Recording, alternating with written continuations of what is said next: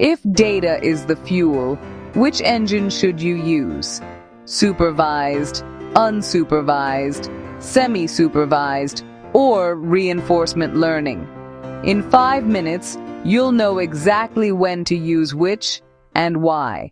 Let's cover what each type does. A real example, the go-to algorithms, plus where it shines and where it breaks. Supervised learning predicts a known target from labeled examples.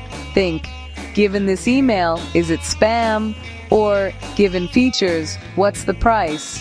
Linear, logistic regression for simple trends and probabilities. Support vector machine for max margin boundaries. Trees, random forest, and XGBoost for powerful ensembles. Neural nets for complex, high-dimensional patterns. From fraud flags to demand forecasts to clinical picks, machine learning spots patterns that protect, predict, and diagnose. Why it's great: high accuracy with good labels, supervised metrics, easy to score with OROC or MA, meaning you achieve high accuracy when labels are good, and easy to score with OROC, which is area under the receiver operating characteristic curve for classification, or MAE, which is mean absolute error for regression. Watch out for labeling cost, overfitting, bias if labels are biased. Beware, labeling is costly, models can overfit, and biased labels bake bias into predictions. Unsupervised learns patterns without labels. We ask, how is this data organized? Algorithms, k-means, fast, spherical clusters, and hierarchical, good for small mid-n, number of samples, rows, for quick clustering, DBSCAN for arbitrary shapes, plus outliers, PCA for compression, linear dimensionality reduction, TSNE UMAP, to visualize map structure. Unsupervised learning finds customer segments, flags anomalies, and uncovers topics hidden in text. Pros, cons. Find structure cheaply, but cluster counts and evaluation are tricky.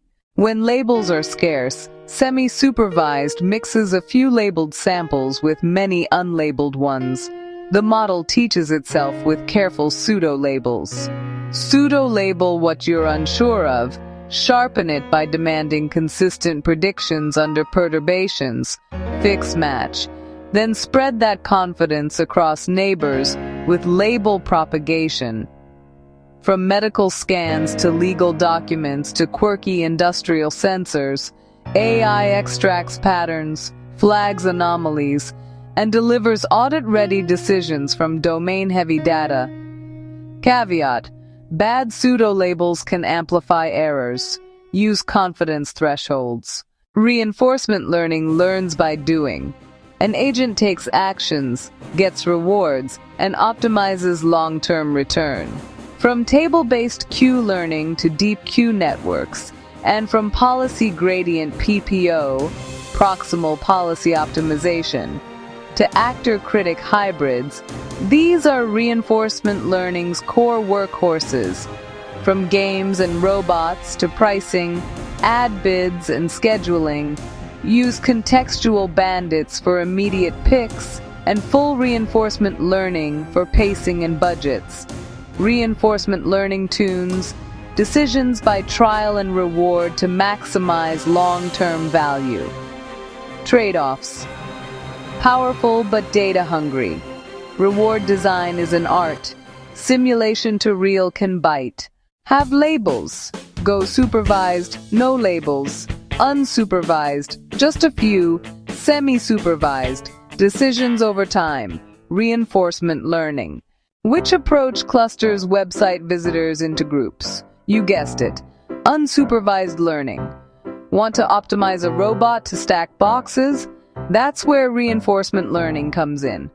Want to classify X-ray images with only 5% labeled? This is semi-supervised.